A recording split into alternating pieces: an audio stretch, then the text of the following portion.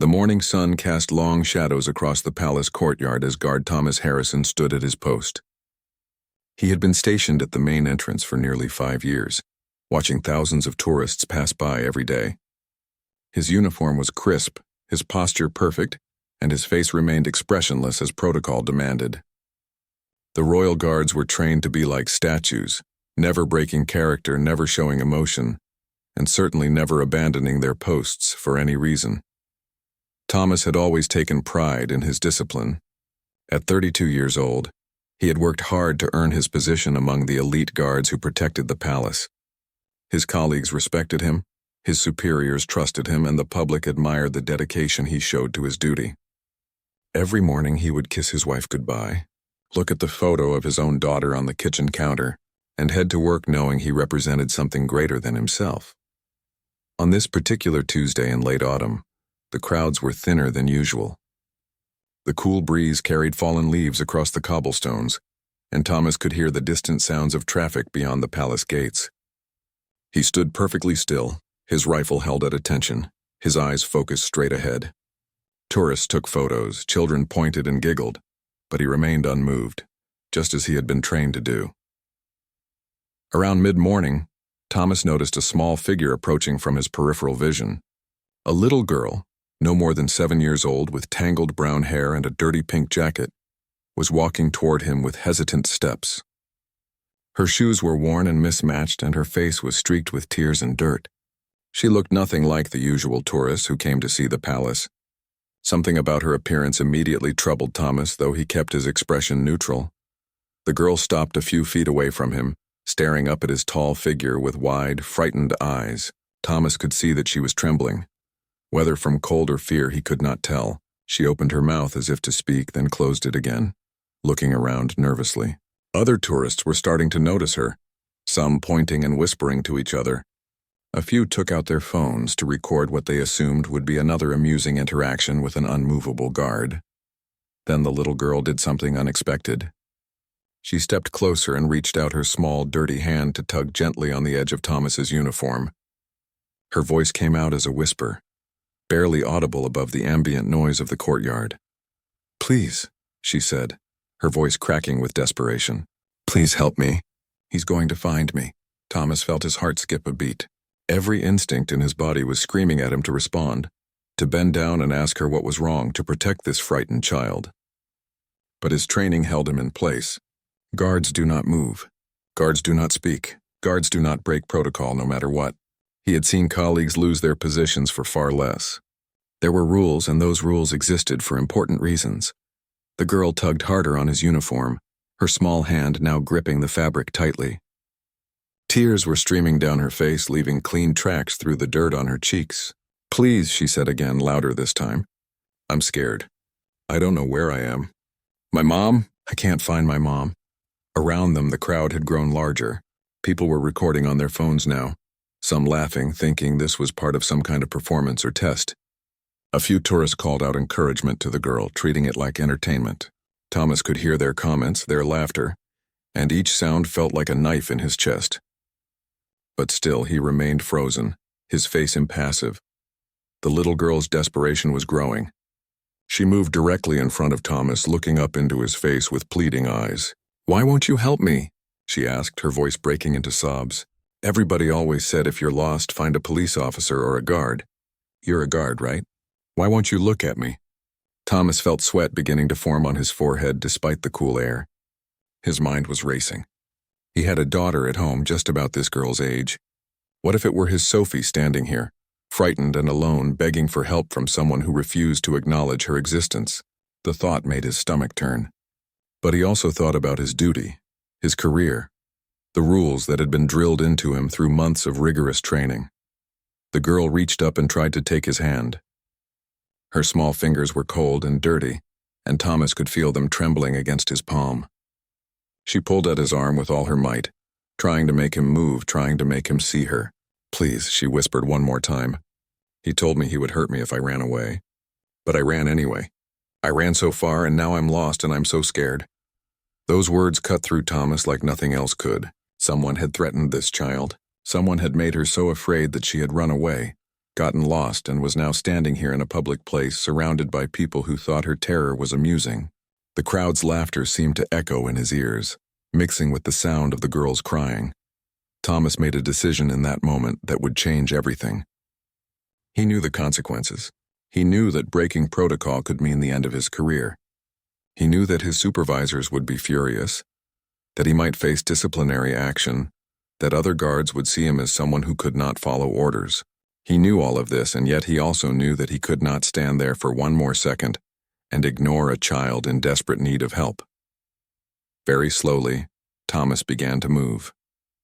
He shifted his gaze downward, meeting the little girl's tearful eyes for the first time. The relief that flooded her face was immediate and heartbreaking. He carefully adjusted his grip on his rifle, securing it properly, and then, with deliberate movements, he knelt down to her level, breaking every rule in the book. The crowd gasped. Some people stopped laughing, suddenly realizing this was not a performance. This was real. Thomas looked at the frightened child before him and spoke in a gentle voice that contradicted his stern appearance. "You're safe now," he said quietly. "I'm going to help you. Can you tell me your name?" The little girl threw her arms around his neck, sobbing into his shoulder. "Emma," she managed to say between gasps. "My name is Emma, and I need help finding my mom." "But the man said he would find me if I told anyone." Thomas felt the weight of Emma's small body against him as she clung to his uniform. Her sobs were muffled against his shoulder, and he could feel her shaking uncontrollably. Around them, the crowd had gone quiet, the atmosphere shifting from amusement to concern. Some people were still recording, but the laughter had stopped. Thomas gently placed one hand on the child's back, trying to offer comfort while his mind raced through what needed to happen next. "Emma," he said softly, keeping his voice calm and steady despite the urgency he felt. "I need you to tell me about this man. Where did you see him? When did you run away?" The girl pulled back slightly, her eyes red and swollen from crying. She wiped her nose with the back of her hand, leaving a smear across her face. "This morning," she said, her voice still shaking. "I woke up and I wasn't at home. I was in a room I didn't know, and the man was there. He said my mom gave me to him, but that's not true. My mom would never do that." Thomas felt a chill run down his spine. This was far worse than a simple lost child situation. He needed to alert the authorities immediately, but he also needed to keep Emma calm and safe. He glanced around the courtyard, noting the exits, the security cameras, the positions of other guards. His training was kicking in now, but for an entirely different purpose than standing still and looking impressive. "Listen to me carefully, Emma," Thomas said, making eye contact with her. "You were very brave to run away, and you were very smart to come here. You're going to stay with me now, and nobody is going to hurt you. Do you understand?" Emma nodded, but her eyes kept darting around the courtyard nervously, as if expecting the mysterious man to appear at any moment.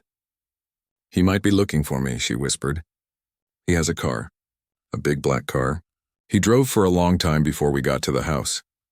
Thomas stood up carefully, keeping one hand on Emma's shoulder. With his free hand, he reached for the radio clipped to his belt. He pressed the button and spoke clearly into the device. "This is Harrison at the main gate. I have a situation here. I need immediate assistance, and I need security to lock down all exits. We may have a child abduction case in progress." The response came back almost immediately. The voice on the other end was sharp and authoritative.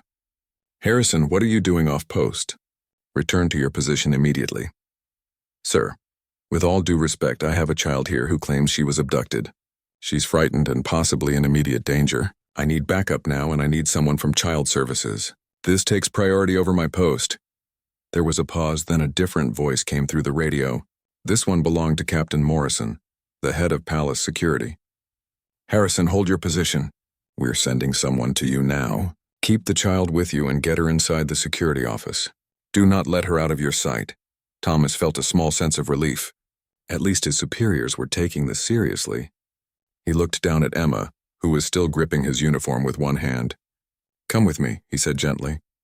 "We're going to go inside where it's safe, and we're going to find your mom." As Thomas began to lead Emma toward the security entrance, several tourists tried to approach them, asking questions, wanting to know what was happening. Thomas held up his hand firmly. "Please step back. This is a security matter.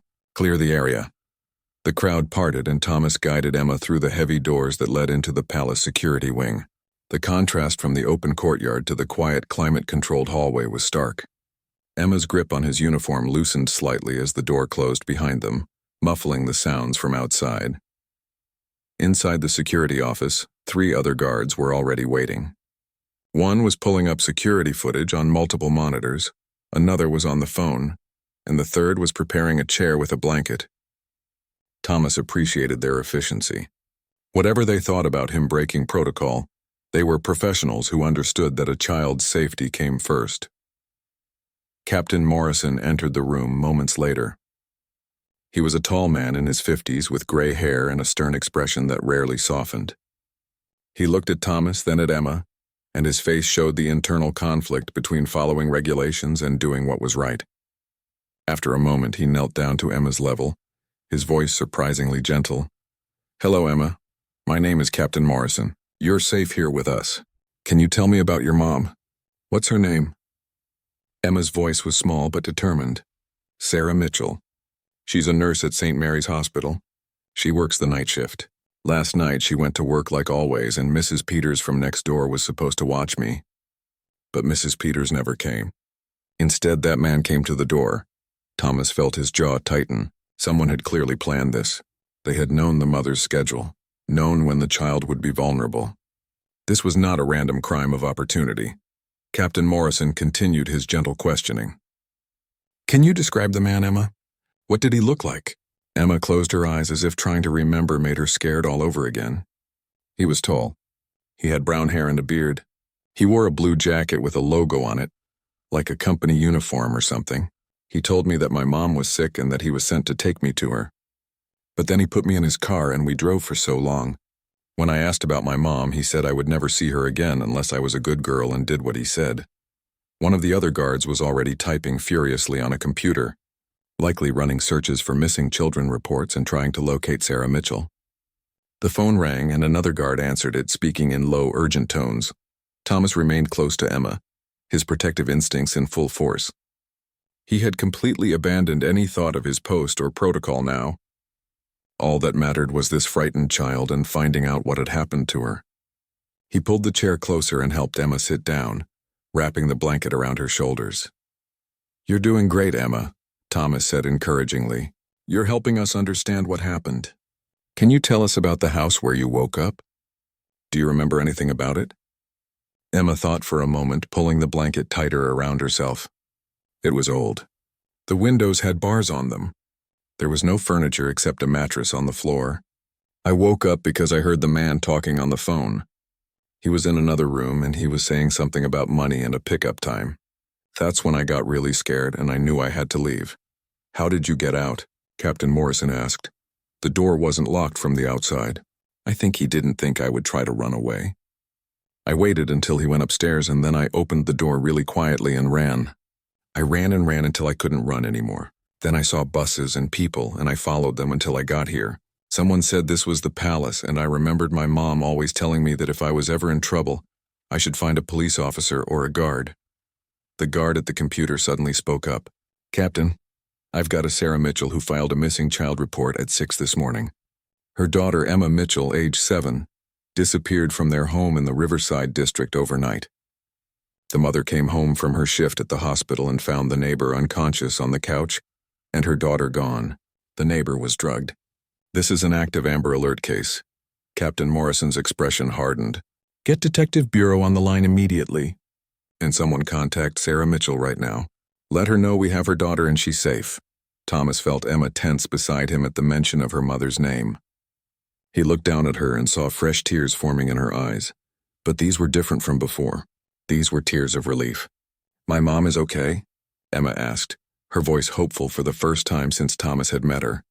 "Your mom is okay," Thomas confirmed, feeling his own emotions threatening to surface. "She's been looking for you all day. She never gave up on you." Within 20 minutes, the security office had transformed into a command center. 2 detectives from the police department had arrived, along with a child psychologist and a social worker. Emma sat in the chair wrapped in her blanket, looking small and overwhelmed by all the adult activity around her. Thomas had not moved from her side. even though his presence was no longer technically required. Something about this case, about this child, had reached into his heart and refused to let go. Detective Sarah Chen was a woman in her 40s with kind eyes and a no-nonsense demeanor. She pulled up a chair next to Emma and smiled warmly. "Emma, you've been incredibly brave today. I know you're tired and scared, but we need your help to catch the man who took you. Do you think you could answer a few more questions for me?" Emma nodded slowly, glancing up at Thomas for reassurance. He gave her an encouraging nod and she turned back to the detective. "I'll try," she said quietly. "Good girl," Detective Chen said, pulling out a tablet. "I'm going to show you some pictures and I want you to tell me if any of these men look like the person who took you. Take your time, and it's okay if you're not sure." As Emma looked through the images, the other detective, a younger man named Rodriguez, was speaking quietly with Captain Morrison near the door. Thomas could overhear parts of their conversation. They had already pulled traffic camera footage from around the Riverside district and were tracking vehicles that matched Emma's description. The FBI had been notified because this appeared to be an attempted trafficking case. Every minute counted in finding the location where Emma had been held. Emma suddenly pointed at one of the photos on the tablet. "That's him," she said, her voice shaking. "That's the man." Detective Chen's expression became grim. She showed the photo to her partner, who immediately made a phone call. Thomas could see the man in the photo, a heavy-set man with a beard, exactly as Emma had described. The man had a record, the detectives confirmed. Multiple priors for fraud and one previous investigation for suspicious activity involving minors that had never resulted in charges due to lack of evidence. "His name is Robert Kramer," Detective Chen explained to the room. "He's known to authorities. We have a last known address, but if he's smart, he won't go back there. We need to find that house where Emma was held before he clears it out or moves operations." Emma spoke up suddenly, her voice stronger than before. "I can help," she said. "I remember things about the house. I remember what I could see from the windows." Everyone turned to look at her. The psychologist stepped forward, concern on her face. "Emma, we don't want to push you too hard. You've been through a traumatic experience." But Emma shook her head determinedly. "I want to help catch him. I want to make sure he can't do this to other kids. I remember seeing a big red building from the upstairs window. It had white letters on it, but I couldn't read all of them because some were broken. And there was a train track nearby. I could hear trains." Detective Rodriguez was already on his laptop, pulling up maps and satellite imagery. "Red building with signage near train tracks. That narrows it down considerably. The old industrial district has several abandoned warehouses that match that description." Thomas felt a surge of admiration for Emma. Despite everything she had been through, she was focused on helping catch her abductor. She reminded him so much of his own daughter's fierce determination. He reached down and gently squeezed her shoulder, and she looked up at him with a small, grateful smile. The door to the security office burst open, and a woman rushed in, her face pale and tear-streaked. She wore scrubs under a jacket, her identification badge still hanging around her neck. The moment Emma saw her, she leaped from the chair. "Mom! Emma! Oh my God, Emma!" Sarah Mitchell dropped to her knees as her daughter ran into her arms. The reunion was overwhelming in its emotion. Sarah wrapped her arms around Emma, sobbing openly, rocking back and forth as she held her child. "I thought I'd lost you," she kept saying over and over. "I thought I'd never see you again." Emma was crying too, but smiling through her tears. "I'm okay, Mom. I ran away from the bad man and I found a guard who helped me. He broke all the rules to help me." Sarah looked up through her tears, her eyes finding Thomas. He felt suddenly self-conscious, standing there in his formal uniform, in a room full of professionals who were all witnessing this intimate moment. Sarah stood up, still holding Emma's hand, and walked over to him. Before Thomas could say anything, Sarah reached out and hugged him tightly. "Thank you," she whispered, her voice breaking. "Thank you for seeing her. Thank you for caring more about my daughter than about your rules." Thomas felt his own eyes beginning to sting with tears. He cleared his throat and spoke quietly. "She's a very brave girl. I just did what any decent person should do." Sarah pulled back, shaking her head firmly. "No. I've seen the videos that people posted online. They're already going viral. People were laughing at her, treating her fear like it was entertainment. But you saw her. You really saw her, and you chose to help even though it could cost you your career. That's not just being a decent person. That's being a hero." Captain Morrison stepped forward, his expression unreadable. Ms. Mitchell, we need to continue our investigation. We have officers heading to several locations right now based on Emma's description. We're going to catch the man who did this. Sarah nodded, turning her attention back to the detectives. Thomas stepped back, giving the family space. He noticed that several of his fellow guards were looking at him with new respect. Even the ones who had always been strictest about protocol seemed to understand that he had made the right choice. Detective Chen approached Sarah and Emma carefully. Ms. Mitchell, I know you just got your daughter back and the last thing you want is to let her out of your sight again. But we may need Emma to do a drive-by identification if we locate the house. Would you be willing to bring her with us, with proper protection, of course? Sarah's protective instincts clearly warred with her desire to help catch Emma's abductor. She looked down at her daughter. Emma, honey, you don't have to do anything you don't want to do. You've already been through so much. But Emma surprised everyone again. I want to help, Mom. I want them to catch him. What if there are other kids? What if he tries to take someone else? The psychologist knelt down beside Emma. You're very brave, Emma. But I want you to know that you can change your mind at any time. If it becomes too scary or too much, just say the word and we'll stop, okay? Emma nodded, squaring her shoulders in a way that reminded Thomas of a soldier preparing for battle. This 7-year-old girl had more courage than many adults he had known. Detective Rodriguez's phone rang, and he answered it quickly. After a brief conversation, he turned to the group with excitement in his eyes. We've got something. Traffic cameras picked up a black sedan matching Emma's description. We tracked it to an abandoned warehouse in the old manufacturing district. The building matches Emma's description of our red brick, broken signage near the freight train line. SWAT is mobilizing now. Captain Morrison turned to Thomas. Harrison, you've been with Emma since the beginning of this. I want you to accompany them in the follow-up vehicle. Stay with the family. Thomas felt a rush of gratitude toward his captain. This was Morrison's way of acknowledging that Thomas had done the right thing. Rules be damned. Yes, sir. Thank you, sir. Within minutes, they were moving. Emma and her mother were placed in an unmarked police car with Detective Chen, while Thomas rode in a separate vehicle with Detective Rodriguez and 2 uniformed officers. The convoy moved quickly through the city streets, lights flashing but sirens silent to avoid alerting anyone who might be at the warehouse. As they drove, Thomas checked his phone and saw dozens of messages and notifications. The videos of him breaking protocol to help Emma had indeed gone viral, just as Sarah had said. News outlets were calling him a hero.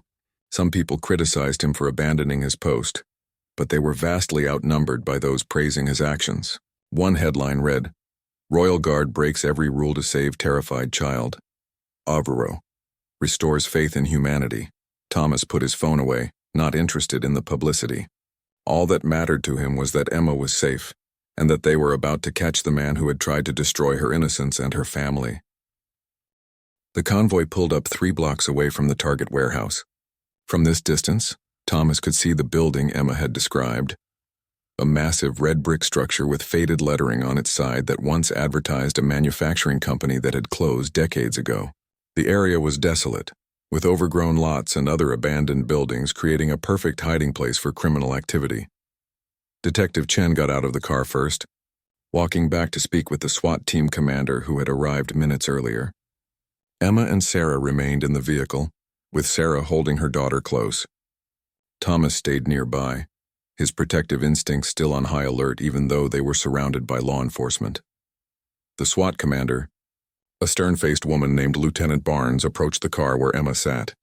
She knelt down to window level and spoke in a calm, professional voice. Emma, we're going to drive past that red building very slowly. I need you to look at it carefully and tell me if that's where you were held. You'll be safe the entire time.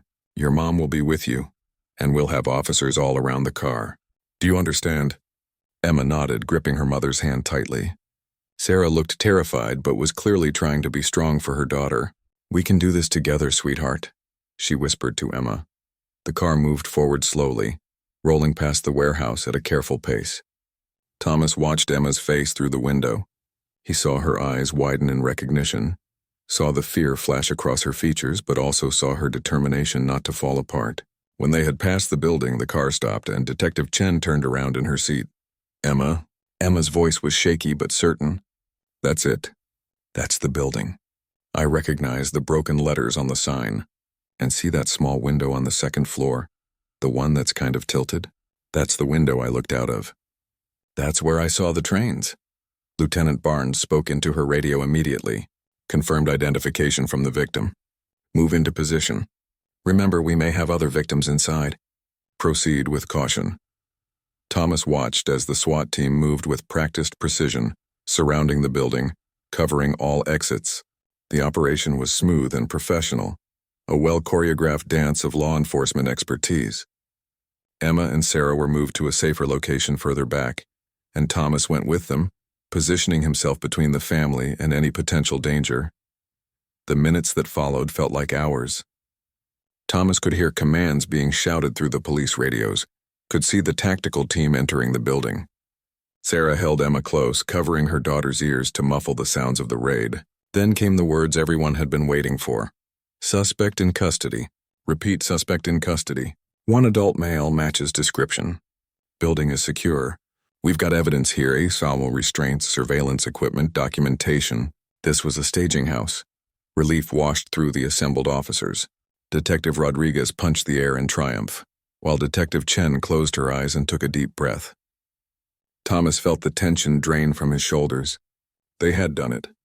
They had caught him, but then another voice came through the radio, this one more urgent. We've got something else here. Second floor room. We've got photographs, lots of them. Different children. This guy was documenting everything. This is bigger than just one attempted abduction. The celebration died instantly. Emma's case was just the tip of the iceberg.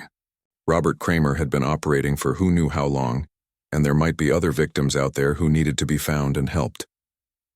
Lieutenant Barnes approached Sarah and Emma carefully. Ms. Mitchell, we're going to need to keep this area secure as a crime scene for quite some time. We're going to have detectives take you and Emma to the station to complete your statements. Mr. Kramer is being transported there separately, and you won't have to see him or interact with him in any way. Sarah nodded, her relief at Emma's safety now mixed with horror at the scope of what they had uncovered. Were there other children in there? Is anyone else hurt? No other victims were found in the building, Lieutenant Barnes assured her. But we believe there may be other victims from previous incidents. The evidence we're collecting will help us investigate further and hopefully bring justice for other families. As they prepared to leave, Thomas noticed a photographer from a local news station trying to get closer to Emma and Sarah. He immediately stepped forward, placing himself between the camera and the family. Back up, he said firmly. This family has been through enough. Give them privacy, Detective Chen supported him. All media need to stay behind the police line. This is an active crime scene and an ongoing investigation involving a minor. Any unauthorized photographs will result in charges. The convoy reformed, this time heading to the central police station. Emma had fallen asleep in her mother's arms, the exhaustion of the day finally catching up with her. Sarah stroked her daughter's hair gently, tears still streaming down her face, but these were tears of relief and gratitude. At the station, they were taken to a comfortable interview room, nothing like the harsh interrogation rooms seen in movies. This room had soft furniture, warm lighting, and a table with snacks and drinks. A victim advocate was present, along with the child psychologist from earlier. Emma woke up as they settled in, disoriented for a moment before remembering where she was. When she saw Thomas standing by the door, she smiled sleepily. "You're still here," she said. "I told you I'd make sure you were safe," Thomas replied gently. "I keep my promises." Over the next 2 hours, Emma gave her full statement with her mother by her side. She was remarkably composed, answering questions clearly and thoroughly. The detectives were careful to keep their questions age-appropriate, and they took frequent breaks whenever Emma seemed overwhelmed. Thomas learned more details about Emma's ordeal. Kramer had been watching the family for weeks, learning their routines. He had drugged the neighbor's tea when she arrived to babysit, waiting until she fell unconscious before taking Emma. He had told Emma elaborate lies about her mother abandoning her, trying to break her spirit and make her compliant. But Emma had never believed him, had never stopped looking for a way to escape. When the formal interview was complete, Detective Chen sat back and looked at Emma with admiration. "Emma, because of your bravery today, we're going to be able to help other children and other families. The evidence we collected from that warehouse is going to lead to more arrests and more rescues. You helped save people you've never even met. Emma processed this information seriously. Good, she said simply. Nobody should have to be as scared as I was. Sarah pulled her daughter close, kissing the top of her head. Then she looked at Thomas, who was still standing guard even though his official duty had long since ended. Officer Harrison, she began. Just Thomas, he interrupted gently. Please just call me Thomas. Thomas, Sarah said, her voice thick with emotion. I don't know how to thank you. I keep thinking about what would have happened if you hadn't broken protocol, if you had just stood there like you were supposed to. Emma might have given up. She might have wandered off and gotten lost again, or worse. Kramer might have found her first. You saved my daughter's life. Thomas felt uncomfortable with the praise. I just did what anyone should do, he said for what felt like the 100th time that day. But Captain Morrison, who had arrived at the station to check on the situation, spoke up from the doorway. No, Harrison. Not anyone would have done what you did. You had a split second to make a decision that could have ended your career. You chose compassion over protocol, humanity over regulations. That takes a special kind of courage. Emma walked over to Thomas and looked up at him seriously. When I grow up, she announced, I want to be like you. I want to help people even when it's hard, even when I might get in trouble for it. Thomas knelt down to her level one more time, his throat tight with emotion. Emma, you already are like that. You were brave enough to run away when you were scared. You were brave enough to ask for help when you needed it. And you were brave enough to help catch a bad man so other kids would be safe. You don't need to be like anyone else. You're already a hero. Emma surprised him by hugging him tightly, and Thomas found himself hugging her back, this brave little girl who had touched his life in such an unexpected way. When she pulled back, she had one more question. Are you going to get in big trouble for helping me? Thomas looked at Emma's worried face and then glanced at Captain Morrison, who was still standing in the doorway. The captain's expression was difficult to read, and Thomas honestly did not know what answer to give. He had broken protocol, abandoned his post, and violated multiple regulations. By the book, he should face serious consequences. Before Thomas could answer, Captain Morrison stepped into the room fully. Emma, he said in his most official voice, Officer Harrison did break some very important rules today. Rules exist for good reasons, and normally breaking them has serious consequences. Emma's face fell and she looked like she might cry again. But he was helping me. He was being a good person. You're absolutely right, Captain Morrison continued, and something in his stern expression softened. Sometimes there are things more important than rules. Sometimes being a good person means breaking a rule to do what's right. Officer Harrison made that choice today, and while I can't promise there won't be any official review, I can promise you that I will personally make sure everyone knows why he made the choice he did. Thomas felt a wave of gratitude toward his captain. It was not a guarantee of no consequences, but it was support, and that meant everything. The meeting concluded shortly after, with plans for follow-up interviews once Emma had time to rest and recover. Sarah was given contact information for trauma counselors who specialized in working with children. The victim advocate provided resources for both Emma and Sarah to help them process what had happened and move forward. As they prepared to leave, Sarah approached Thomas one more time. I meant what I said earlier. You saved my daughter. If there's ever anything I can do for you, anything at all, please let me know. Thomas smiled. Just take care of her. That's all the thanks I need. The following days were a whirlwind. The video of Thomas breaking protocol to help Emma had been viewed millions of times across social media. News outlets from around the world picked up the story.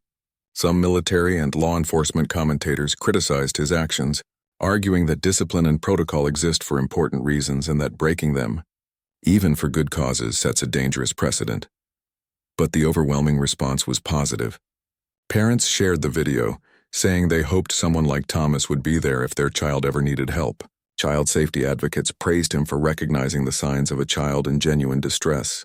Letters and emails poured into the Palace Guard headquarters, most of them supporting Thomas and calling him a hero. Thomas tried to ignore the attention and focus on his work, but it was impossible.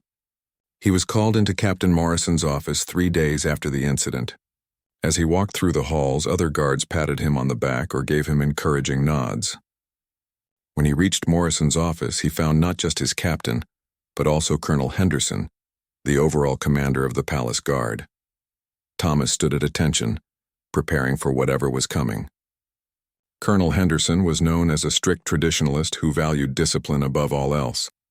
If anyone was going to come down hard on Thomas for breaking protocol, it would be him. "At ease, Harrison," Colonel Henderson said, gesturing to a chair. Thomas sat, his posture still rigid despite the command to relax. Colonel Henderson studied him for a long moment before speaking. "I've spent the last 3 days reviewing your case, Harrison. I've watched the videos, read the reports, and consulted with both my staff and with officials from the palace administration. I've also read approximately 2,000 emails from citizens commenting on your actions." Thomas waited, his heart pounding. This was it. The moment when he would learn if his career was over. "By the regulations of the Palace Guard," Colonel Henderson continued, "you should face disciplinary action for abandoning your post and breaking protocol. Those rules exist because we must maintain the dignity and security of the palace at all times. We cannot have guards making individual decisions about when rules apply and when they don't." Thomas nodded, accepting this. He had known the possible consequences when he made his choice, and he would accept them without complaint. "However," Colonel Henderson said, and Thomas heard Captain Morrison shift in his seat, "there is also a regulation that states guards are expected to respond appropriately to emergency situations that threaten public safety. A child in immediate danger certainly qualifies as such an emergency." Thomas looked up, surprised. He had forgotten about that regulation, which was usually applied to situations like fires or medical emergencies. "Furthermore," the colonel continued, "the mission of the Palace Guard is not just to stand still and look impressive. Our mission is to serve and protect. You served and protected a child in desperate need. In doing so, you upheld the most fundamental principle of our duty." Colonel Henderson stood up and walked around his desk. "Thomas Harrison, I am not going to pursue disciplinary action against you. Instead, I am commending you for your actions. You saw a situation that required immediate intervention. You assessed the threat and you responded appropriately. The fact that you had to break protocol to do so is unfortunate, but in this case it was necessary." Thomas felt his eyes beginning to sting. "Sir, I don't know what to say." "Don't say anything yet," Colonel Henderson replied. "Because there's more. The palace administration has been in contact with us. They want to present you with a commendation for bravery and service to the community. They want to do it publicly, with Emma and her mother present, to send a message that the palace and its guards care about the people they serve." Captain Morrison spoke up for the first time. "The ceremony is scheduled for next week. It will be held in the palace courtyard, on the same spot where Emma first approached you. The administration thinks it's important symbolism." Thomas was overwhelmed. He had expected punishment, possibly even the end of his career. Instead, he was being honored. "Sir, I appreciate this, but I didn't do anything special. I just helped a child who needed help. And that's exactly why you deserve recognition," Colonel Henderson said firmly. "Because you don't see yourself as a hero. You see yourself as someone who did what had to be done. That's the mark of a true guardian." The ceremony the following week was attended by hundreds of people. News cameras lined the courtyard. Emma and Sarah stood at the front of the crowd, both of them dressed in their best clothes. Emma held a bouquet of flowers that she had insisted on bringing for Thomas. As Thomas stood at attention in his formal uniform, Colonel Henderson read the commendation aloud, detailing Thomas's actions and the impact they had made. He spoke about the successful arrest of Robert Kramer, who was facing multiple charges including attempted kidnapping, child endangerment, and conspiracy to commit human trafficking. He mentioned that evidence from Kramer's warehouse had led to 3 additional arrests and the identification of 2 other victims who were now receiving help. When the colonel finished, Emma was invited to come forward. She walked up to Thomas with her mother by her side and carefully pinned a medal to his uniform. The medal was a special commendation for outstanding service, rarely given to palace guards. Then Emma did something that was not part of the official ceremony. She looked up at Thomas and said loudly enough for everyone to hear, "Thank you for seeing me when everyone else was just laughing.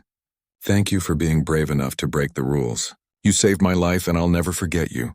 The crowd erupted in applause. Thomas knelt down and hugged Emma, no longer caring about protocol or proper guard behavior. In that moment, he was not a palace guard. He was simply one human being grateful to have helped another. Sarah spoke briefly to the crowd, her voice strong despite her emotions. "My daughter is alive and safe because one man chose compassion over rules. because one person decided that a child's life was more important than following protocol. I hope that everyone who sees this story remembers that sometimes the right thing to do is the hard thing to do. Thank you, Thomas Harrison, for being that person. After the ceremony, as Thomas was removing his formal uniform and preparing to return to regular duties, Captain Morrison found him in the locker room.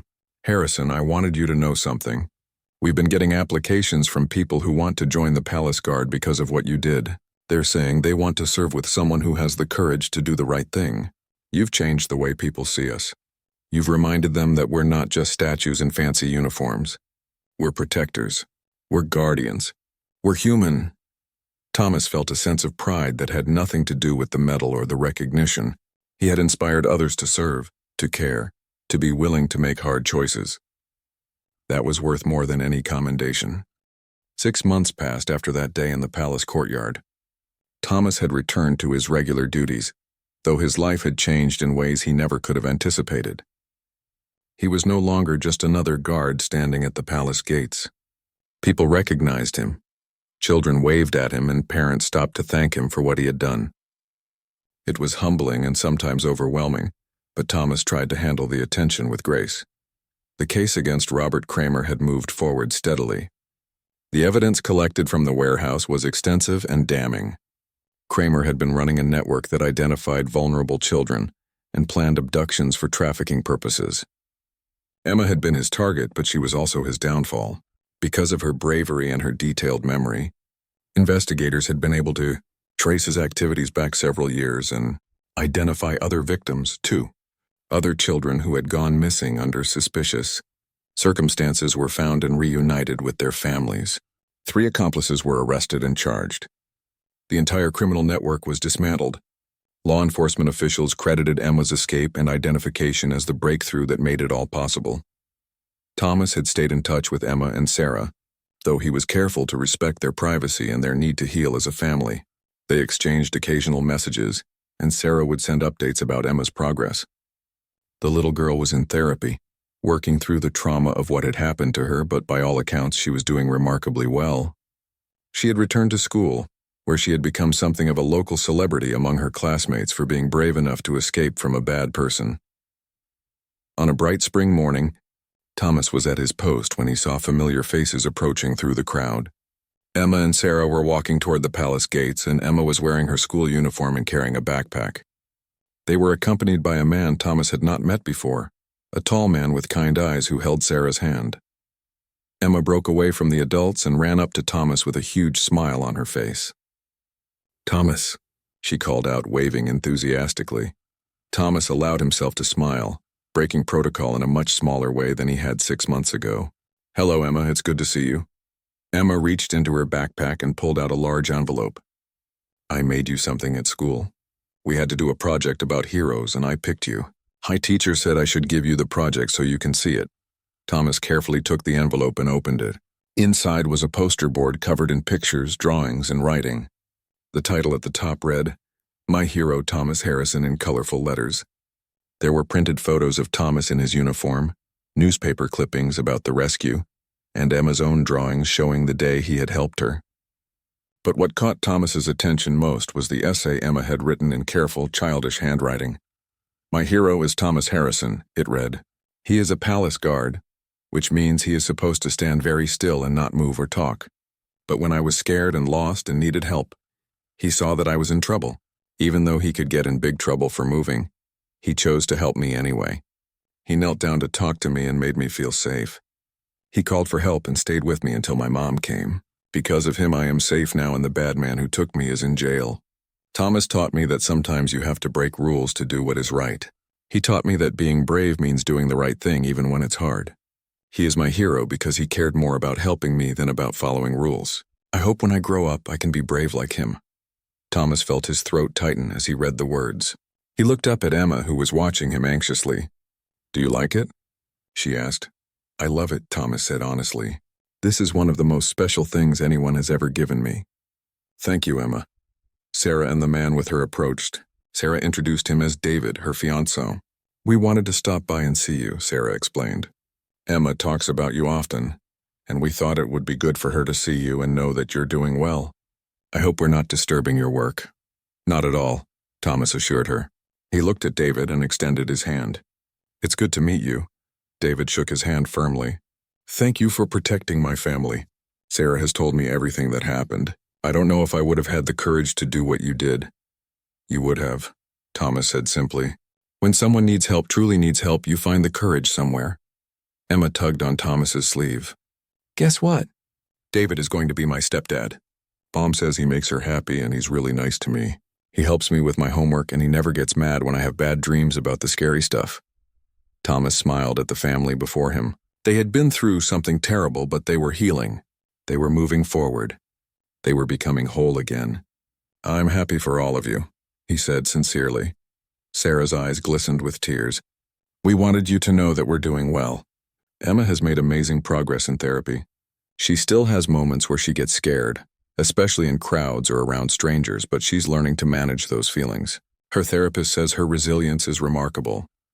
She's a remarkable person, Thomas agreed, looking at Emma with genuine admiration. She always has been. Emma beamed at the compliment. Then she said something that surprised everyone. Thomas, I've been thinking a lot about what happened, about how scared I was and how you helped me, and I decided something important. When I grow up, I want to help kids like me. Kids who are scared or lost or in trouble. Maybe I'll be a police officer or a teacher or someone who works with kids. But I want to use what happened to me to help other people. Do you think that's a good idea? Thomas knelt down to her level, just as he had done on that day 6 months ago. I think that's an excellent idea. You have first-hand experience with being brave in a scary situation. You know what it feels like to need help and to find someone willing to give it. Those experiences, as painful as they were, have taught you things that will make you incredible at helping others. Whatever you decide to do with your life, Emma, I know you'll do it with courage and compassion. Emma hugged him tightly. You changed my life, she whispered. I won't forget that. You changed mine too, Thomas whispered back. You reminded me why I chose this job in the first place. Not to stand still and look impressive, but to protect people who need protecting. After the family left, Thomas returned to his post, but his mind was still on Emma's words. She had been through something traumatic, something that could have broken her spirit or filled her with fear and mistrust. Instead, she was channeling her experience into a desire to help others. She was taking her pain and transforming it into purpose. That evening, Thomas went home to his own family. His wife, Jennifer, greeted him at the door with a kiss, and his daughter, Sophie, ran up to hug him. Sophie was 8 now, just a year older than Emma had been on the day of the rescue. Daddy, Sophie exclaimed. Mrs. Peterson showed us the article about you again in school today. She said you're a real-life hero. Thomas picked up his daughter and held her close. I'm just someone who did the right thing, sweetheart. Anyone would have done the same. No, Jennifer said firmly, joining them. Not everyone would have. You know that now. You've read the comments, the stories from other people about times when they needed help and no one stopped. What you did was special, Thomas. It's okay to acknowledge that. Later that night, after Sophie had gone to bed, Thomas sat with Jennifer and told her about Emma's visit and the project she had made. He showed his wife the poster and they read Emma's essay together. She's going to do amazing things with her life, Jennifer said softly, because you showed her that there are people in the world who will fight for her, who will break rules to keep her safe.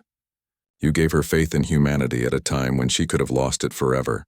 Thomas thought about the chain reaction his decision had created. By choosing to help Emma, he had not only saved her life but also led to the arrest of dangerous criminals and the rescue of other children. He had inspired other people to join the palace guard with a renewed sense of purpose. He had shown his own daughter what it meant to put others before yourself, and he had given Emma the strength and motivation to want to help others in the future. One small decision, made in a split second, had rippled outward in ways he never could have predicted. Several months later, Thomas received an invitation to speak at a law enforcement conference about recognizing and responding to children in distress. He was nervous about public speaking, but he accepted because he knew the message was important. At the conference, he told Emma's story and emphasized the importance of trusting your instincts when something seems wrong.